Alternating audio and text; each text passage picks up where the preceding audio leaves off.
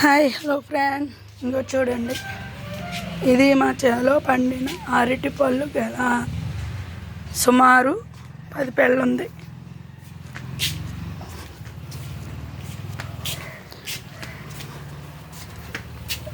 మొక్కలు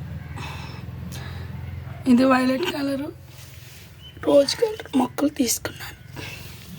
నాకు మొక్కలు అంటే చాలా ఇష్టం అండి. అందుకే నేను అరటి చెట్లు అన్ని మొక్కలు కూడా సేకరించి వేస్తాను. ఇంకా బొప్పాయి, మా చేలో ఫ్లవర్స్ అన్నీ సమస్తం కూడా ఉంటాయండి ఫ్రెండ్.